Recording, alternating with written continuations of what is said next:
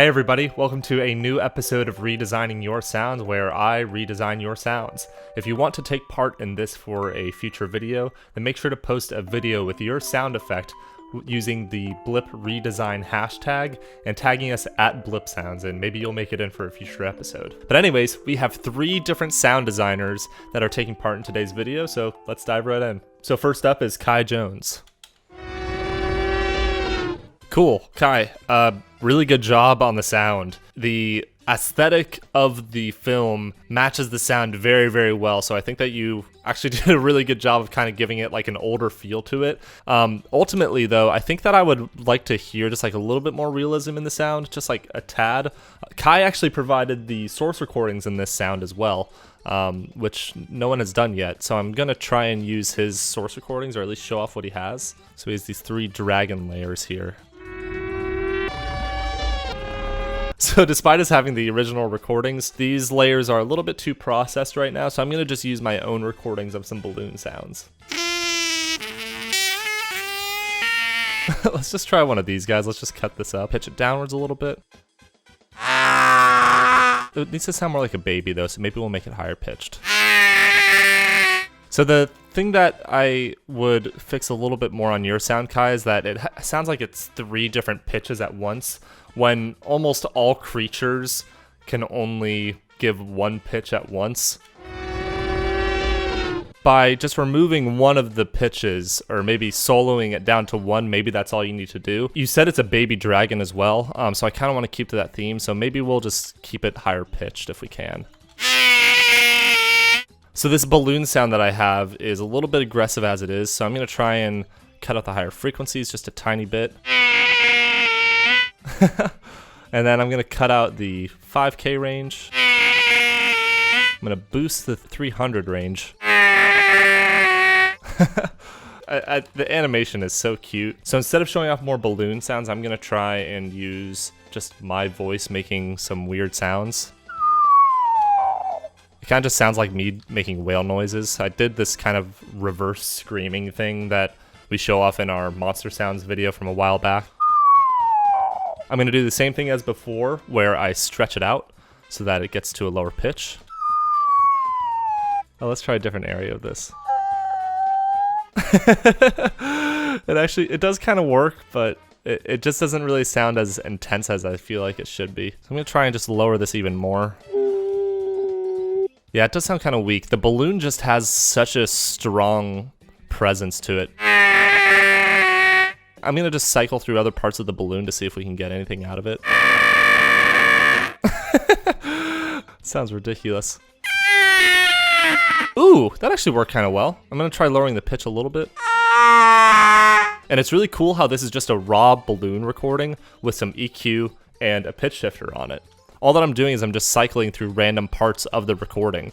And you can see if I stretch out here that this is a really long recording. This is almost a 3-minute recording here. And I basically just cycle through the balloon recordings and just see what fits best.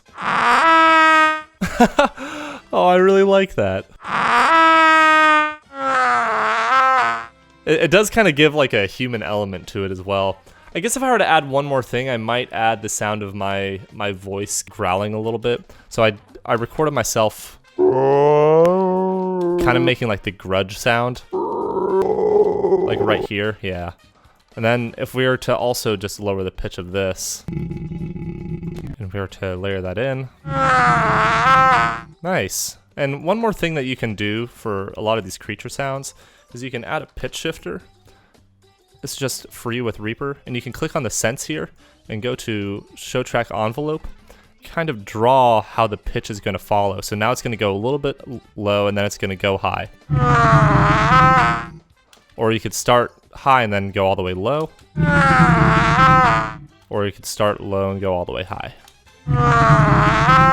You can hear that there's sort of a slight cadence change on the sound, and to me this can make a big difference for the direction of the sound. Do you want the dragon to sound intimidating? Then maybe start low and end high. If you want him to sound scared, then maybe start high and end low. But anyways, Kai, great job. I think that the sound that you had was perfectly fine. Like, it actually had a really unique sonic quality. And if you built the rest of the sounds in this film around this sonic quality, I think you have something really cool on your hands. And next up we have Elvin, who made some explosion sounds from Final Fantasy VII.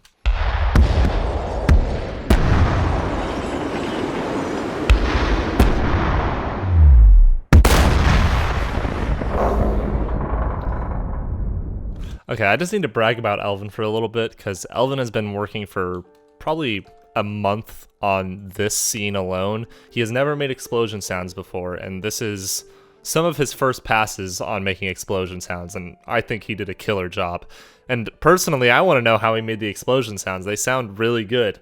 And fortunately, he said that he is going to be putting out a little breakdown for how he made these sounds on his Twitter. That should be showing up on the screen right now. Either way, if he hasn't posted it yet, I'd really appreciate it if you all showed him some love. Honestly, I don't know what I'm gonna do to fix this. The only thing that I really noticed is that it could use a background ambience and maybe some car pass-by sounds. So these will actually work pretty well, I think. The reason why this is called car honking is I actually recorded these sounds with the intention of getting car honking sounds. And to get these sounds, I held up a sign that said, "Honk if you like pizza," and that's how I got a bunch of honking sounds. And you can hear that. I actually got quite a few of them. The other part of this is that each of these car drive-bys are in mono. So I could do this two ways. I could either show off the recordings for this. Basically, I made the mistake of recording those car sounds in mono, but it was with the intention of getting car honking sounds in mono, so I wasn't going for the car pass-by sounds. But if I were to do the car pass-by sounds, then I'd probably use a stereo XY microphone. The stereo microphone looks something like this. It has two different sides to it, so it basically simulates your ears recording in two different directions. But for now, we're just going to use some library sounds. I'm generally not a huge fan of using library sounds. I'll do another video in the future where we go over recording some car sounds, though. A little bit too extreme. That is exactly what I wanted.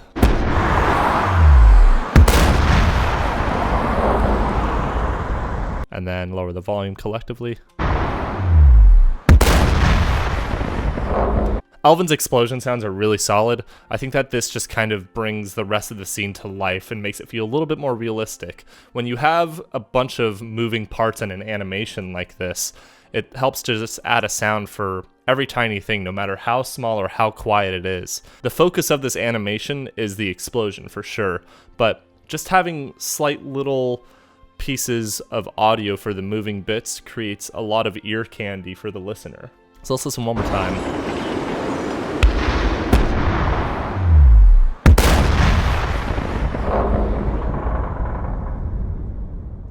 Cool. So that's basically it for that sound. I don't really have any critiques on the explosion sounds, which is the hard part of the sound. So really good job, Elvin. And our last clip for this episode is by Raus.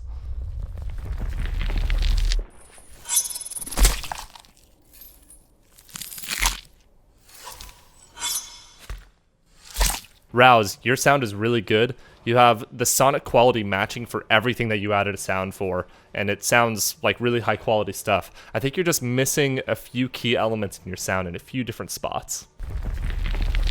That rock crumbling sound is really, really cool, actually. I just want a little bit more of a tail to it because it ends a little bit abruptly. So I'm going to take the same sounds that you had here, and I'm going to try and add a little bit of a tail to this. We're going to see if I can make it work. Okay, that's a little bit better. Because before it just kind of stops, and here it's very subtle, and I would like more source recordings to work with, but I think that this is a pretty cool start to the sound. This part of the sound is actually really cool. The only thing I might add is maybe just like a little bit more gore. I'm going to move on to a different part of the sound that needs more work, though, because I think that this is already really cool. Yeah, you even had the chain dropping. Here, I would probably add a whoosh sound effect. You already have one here. So I'm going to try and copy the same one that you have. And then I'm going to simply just lower it in pitch a little bit.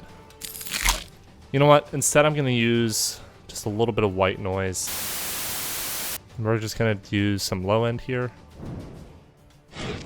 Ooh, yeah, that low end helps a lot. This is what it sounds like before. This is what it sounds like with the low end. And maybe we can do another one, another little whoosh here.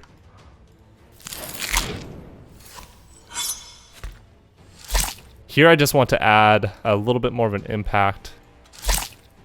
So I'm going to do the low end again. And along with that, I'm going to add some more gore sounds. And I recorded these with just a watermelon. Personally, I like to layer a lot of gore on sounds like this just to make it feel bigger. Because if there's more layers of the gore, then it feels like it's a lot messier and a lot more gruesome, I guess. So adding more bone breaks and more gore sounds really go a long way in my opinion. I gotta say though, Raus, you have a lot of cool stuff in here that a lot of sound designers miss. Like adding a whoosh sound here right before it impacts, and then sounds like this chain dropping. I think that you actually chose a scene that has a lot of attention to detail, and you lived up to most of it. I think that it just needs a few small fixes here and there. This is the before for Raus's sound.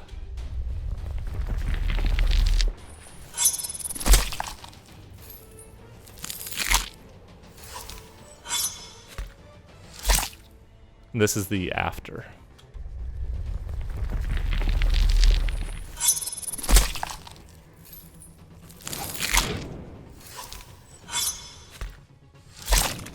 Nice. So a few things I would probably do in addition to this is maybe make the sound of the head hitting this a little bit more gruesome.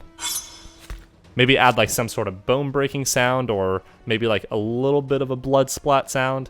And then I might make this a little bit more gruesome, but I think that you actually mixed it really well, and I can hear the kind of style that you were going for in the mix of the sound effect. So really cool sound, Raus, and I'm super excited to see what sounds you might be coming up with next. But that just about wraps it up for this video today, everybody. Thank you so much for watching. If you learned something, let me know in the comments what you learned. And if you enjoyed the video, make sure to leave a like. It helps us out a lot. And if you want to see more videos, consider hitting the subscribe button. And I'm looking for more people to submit to this series. We're not getting a whole lot right now, and I want to keep it going. So if you want to submit anything, feel free to message me on Discord or post on Twitter with the hashtag #BlipRedesign and tag us at Blipsounds. We need some sort of video to go along with the sound because it's kind of hard to judge a sound without the context of video to see if it fits or not. But anywho, thank you so much for watching, everybody, and I'll catch you in the next video.